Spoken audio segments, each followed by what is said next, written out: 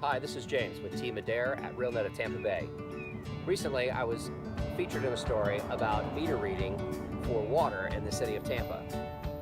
And as I began to discuss the story with my friends, neighbors, and clients, I realized that when I mentioned reading a meter, many people had a glossed over look on their face and they weren't really sure how to do such a thing.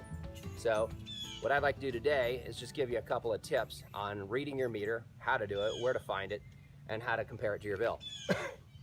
In my particular case, my bill was over by quite a bit. I had 32,000 gallons of water, which clearly I did not use that much. In my particular case, it was just a bad meter reading. Other people's meters ends up reading correctly and they just end up having to pay the bill.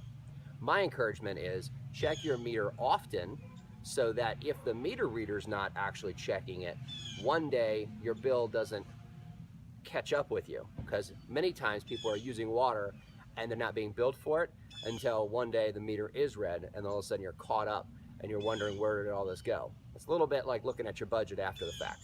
Well, let's get into the meter part. For the most part, people don't really even know where to find it. It's within about 4 feet of the roadway, usually along the same line because it's on the same tap as the rest of your neighbors. Look for a divot in the grass. Many times it's grown over, especially if nobody's checked your meter in a while. Once you fish out the lid, you open it up, and then inside of this box, you're gonna find a little round dial.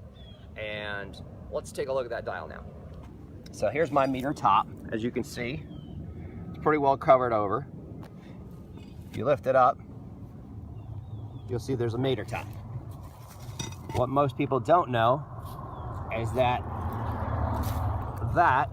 is the account number reflected on your bill, or I should say your meter number. Okay, so the guy comes by, he types that in, and then it registers your house, and then he reads this number, 1026. Now this camera's inverted, so it might look a little funny when it comes out to you. Maybe that's why the guy got it wrong. And this is probably the proper way. There you go.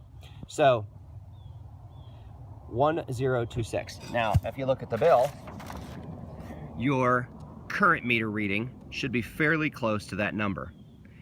In my particular case, their meter reading was way over, which triggered my freak out because I'm like, whoa, that number's way higher than normal. So I came out and checked the meter. Well, I realized this is just a bad read. But if we get in the habit of coming out and checking our actual meter to verify what numbers they put in are actually accurate, then it makes sense. But if, for example, your number is off by more than your average number, right? You freak out. Well, what if you went out on May and you saw if there really was an 8-point difference on your bill or on your meter? So if you compare those two, maybe potentially in May I really only used 5 gallons. Maybe I used 2. Or maybe I used 10 and didn't know it, and they didn't read it, and they just put in the average of the months previous. So, always checking this little guy here. Oops. It's not like checking your oil. That's a little more complicated.